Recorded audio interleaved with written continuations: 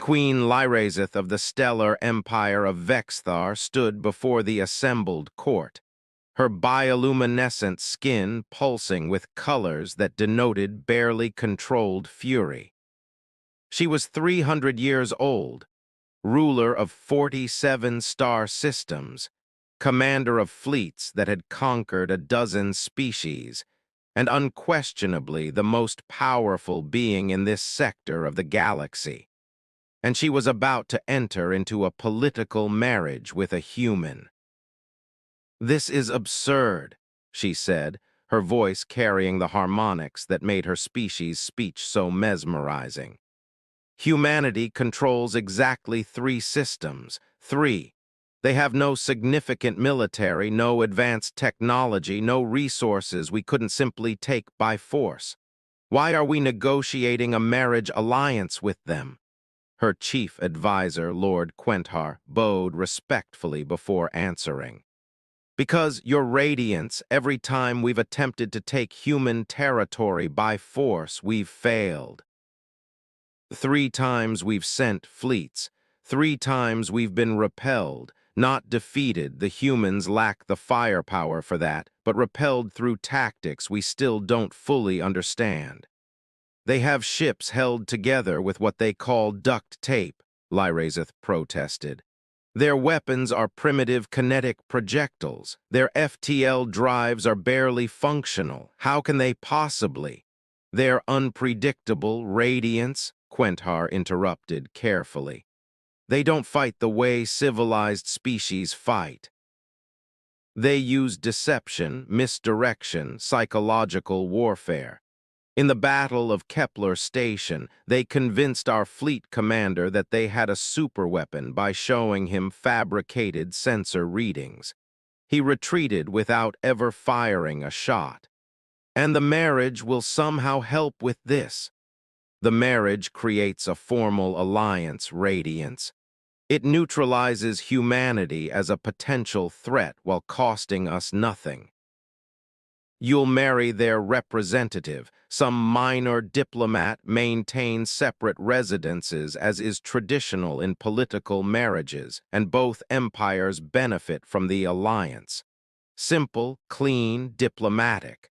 Lyrazeth sighed, her skin shifting to colors of resignation. "Very well. When do I meet this human I'm to marry?" "He's waiting in the reception hall now, Radiance." The human was not what Lyrazeth expected. She'd reviewed the dossier. David Chen, 34 Earth years old, former military officer, current diplomatic liaison, no special rank or noble blood. Just an ordinary human selected for political convenience. What the dossier hadn't mentioned was that he was smiling. Humans smiled for many reasons: happiness, anger, fear, deception, greeting, threatening. Lyrazeth had studied human expressions for weeks preparing for this meeting. But David Chen's smile was something else. It was genuine. Warm and completely inappropriate for someone meeting a queen who could order his death with a gesture. "Your Radiance," he said, bowing in a way that technically showed respect but somehow also conveyed that he thought the formality was amusing. "It's an honor to meet you. You're even more beautiful than the briefings suggested." Lyrazeth's skin flushed with colors of surprise. Flattery was common in court, but it was usually more subtle, more calculated. This felt sincere. "Mr. Chen," she replied formally, "I understand you're to be my husband in this alliance. I prefer David, if you don't mind. And yes, that's the plan, though I should mention, I know this is a political marriage. I'm not expecting romance or anything beyond the necessary public appearances. I'm happy to maintain separate residences and stay out of your way. I just want to make sure we're on the same page about expectations." His directness was startling. Most courtiers would have spent hours dancing around the topic. "That is acceptable," Lyrazeth managed. "The ceremony will take place in 3 days. Until then, you'll be housed in the guest wing." Sounds good. Oh, one question. Is it true you've never actually been to any of the 47 systems you rule? The question was so unexpected that Lyrazeth answered before thinking. I govern from the capital. My admirals and governors manage the individual systems. That's how empire administration works. David's expression shifted to something thoughtful. Different approach than Earth takes, but I guess when you live for centuries, delegation makes sense. Must get lonely, though, always staying in the palace. Lonely? Lyrazeth repeated the word as if it were foreign, which, in a sense, it was. Vexthari didn't think in terms of loneliness. They were long-lived, patient, content with their own company. Yeah, isolated, cut off from the people you're ruling. No personal connections beyond political ones. Lonely. David said it casually, as if he hadn't just described the last 200 years of Lyrazeth's existence with uncomfortable accuracy. The wedding ceremony was spectacular by any standard. Thousands of dignitaries from across the Vexthari Empire and neighboring allied states. Displays of light and sound that demonstrated the Empire's technological superiority. Ancient rituals performed with precision. And through it all, David Chen stood beside Lyrazeth, holding her hand, a human custom she'd permitted, occasionally whispering translations of the Vexthari ceremonies and making small observations that kept catching her off guard. The holographic displays are beautiful, but I notice they're projecting from the same 17 emitters. You might want to add redundancy. One failure and the whole show collapses. Your high priest is reading from notes on his sleeve. Does he not have the ceremony memorized after 300 years? Is Lord Quentar always that nervous, or is he specifically nervous about this alliance? Each observation was delivered quietly, casually, but each one revealed that David was paying attention in ways that most people, even most Vexthari, didn't. He wasn't just participating in the ceremony. He was analyzing it, understanding it, seeing patterns and vulnerabilities. It was, Lyrazeth realized with surprise, exactly how she thought. But no one had ever reflected that back to her before. The reception was when things got interesting. By tradition, the new royal consort was expected to remain by the queen's side, silent and decorative. David lasted approximately 15 minutes before wandering off to meet people. Lyrazeth watched in mounting horror as her new husband casually introduced himself to admirals, merchants, and minor nobility with equal enthusiasm. She was about to send someone to retrieve him when she noticed something odd. Every conversation David had seemed to leave people, lighter, smiling, engaged in ways she rarely saw at court functions. Lord Quentar appeared at her side. Your radiance, your consort is socializing very freely. I noticed, Lyrazeth said dryly. Should I retrieve him? She watched as David somehow got the notoriously stern Admiral Vex Thoros to laugh at something. No, let him meet people. An hour later, David returned to her side, looking pleased. This is a great party. I've learned so much about your empire. Such as, Lyrazeth asked, genuinely curious what a human could learn in an hour at a Vexthari court function. Well, Admiral Vexthoros is frustrated because your shipyards are prioritizing decorative vessels over functional military upgrades. Merchant Lord Thalrex is concerned about increasing piracy in the outer systems, but doesn't want to bring it up because reporting problems is seen as weakness. Governor Lurith of Proxima 7 is embezzling funds, but everyone knows and no one says anything because he's politically connected. Oh, and your high priest definitely just memorized that ceremony yesterday. He got nervous when I asked about the symbolism of the third movement.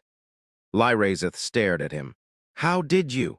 People don't just tell you these things. Sure they do, David replied easily.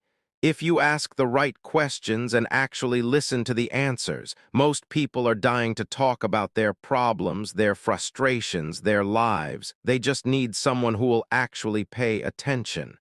But you're a stranger, a human. Why would they confide in you?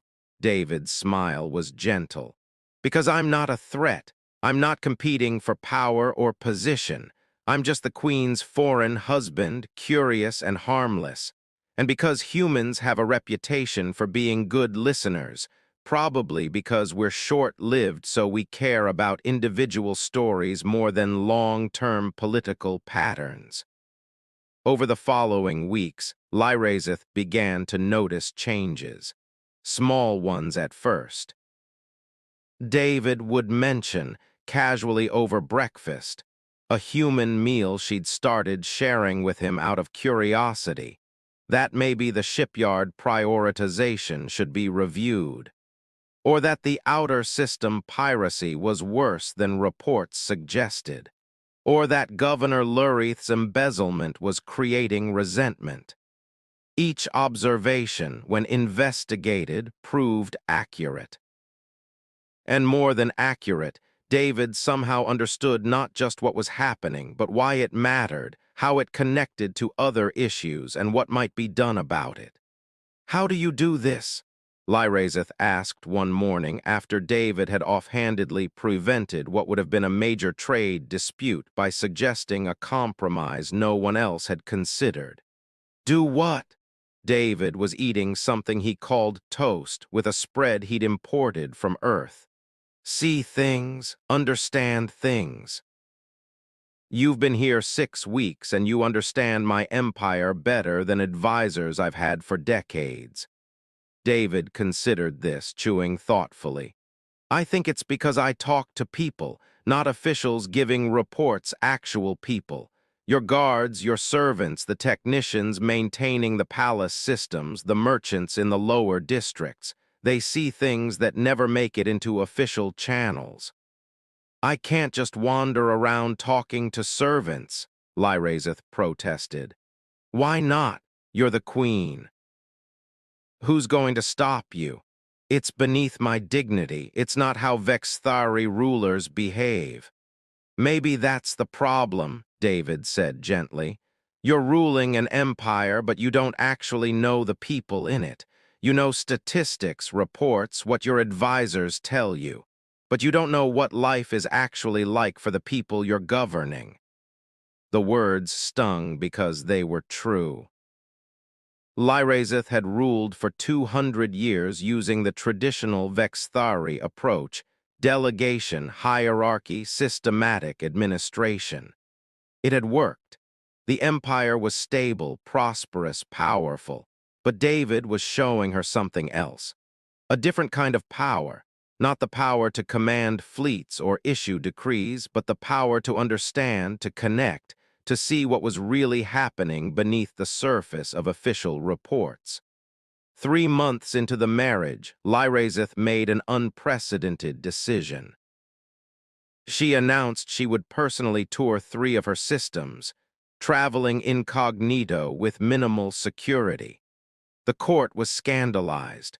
Lord Quentar nearly had a biological malfunction, but David just smiled and said, "I'll pack light." The tour changed everything. In the Proxima system, they visited mining colonies where Lyrazeth learned that worker safety regulations she'd signed into law 5 years ago were being routinely ignored. David talked to the miners, learned their concerns, and helped Lyrazeth understand why the regulations weren't working.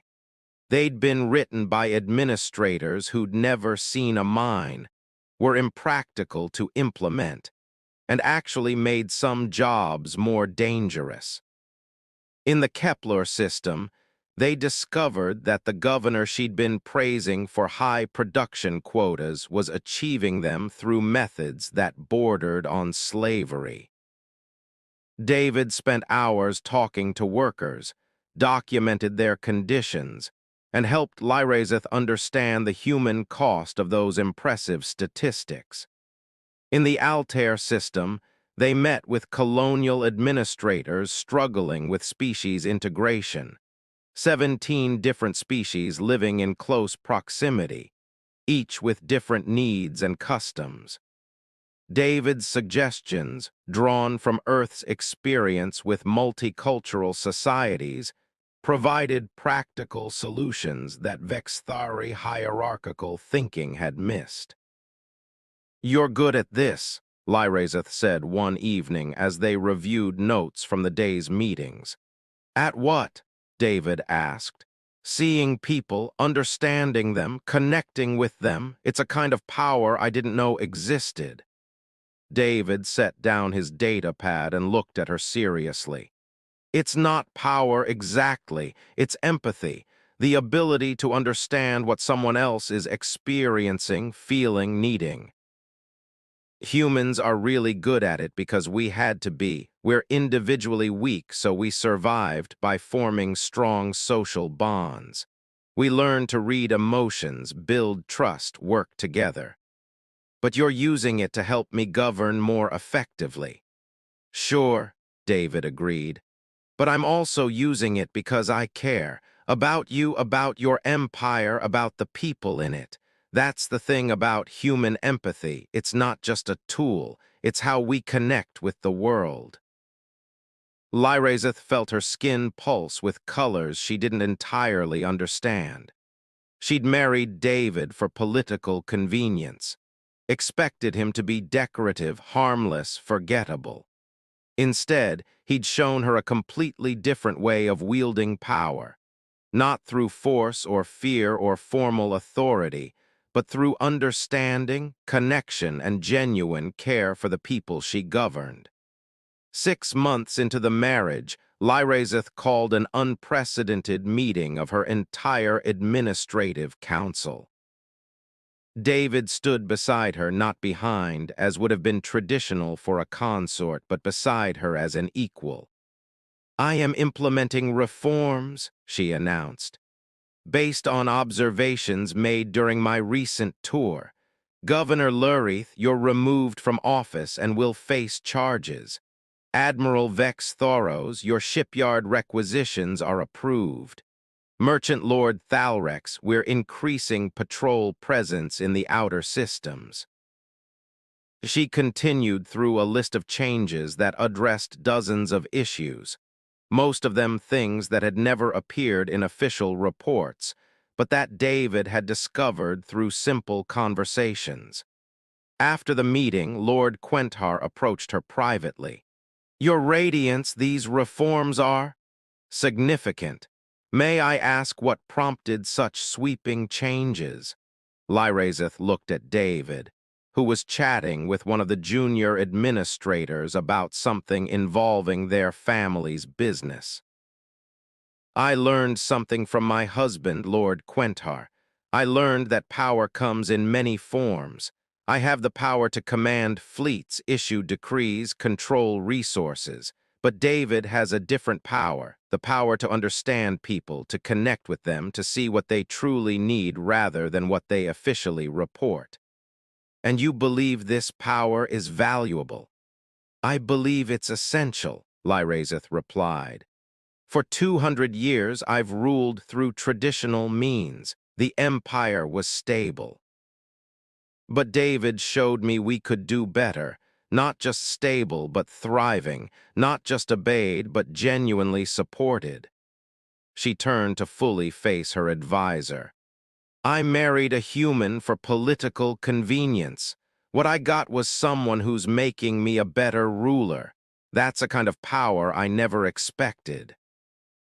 1 year after the marriage, Lyrazeth made another unprecedented announcement.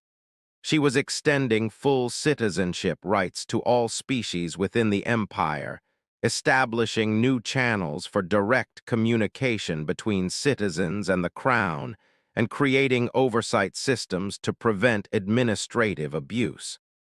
The changes were revolutionary. Traditional Vexthari nobles were furious, but the empire's citizens, billions of beings across 47 systems, responded with overwhelming support. And David Chen, the human who'd been married to a queen for political convenience, became one of the most influential figures in the empire, not through formal authority, but through something else. Through empathy, understanding, and the simple act of caring about people's lives. "Do you ever regret it?"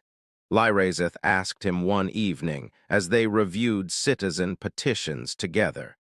"Being married to me? Being stuck in galactic politics instead of having a normal life?" David looked at her with that genuine smile she'd come to value above almost anything. "Regret? Lyrazeth, I get to spend my days making life better for billions of people. I get to work beside someone brilliant who's willing to learn and change.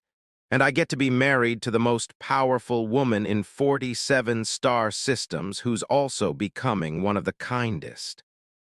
Lyrazeth's skin pulsed with colors of affection, a display she'd never shown anyone before David. The marriage was supposed to be political convenience.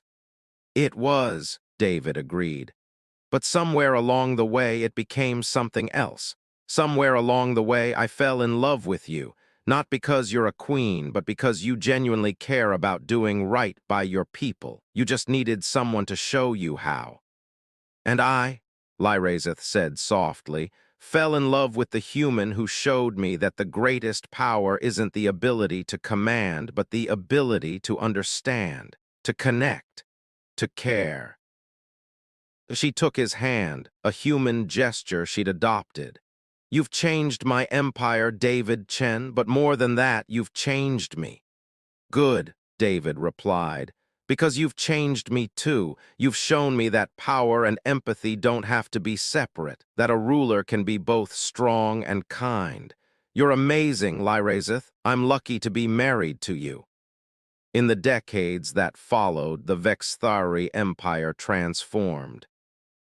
It remained powerful militarily and economically, but it became something more.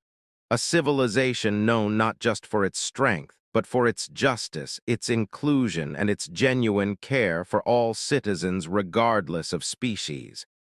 Historians would debate what caused the transformation. Political scientists would analyze the reforms. Sociologists would study the cultural shifts. But Lyrazeth knew the truth. The empire changed because she'd married a human, and that human had taught her a new kind of power. The power of empathy, the power of connection, the power of genuinely caring about the beings you govern. She'd never expected this kind of power from a political marriage.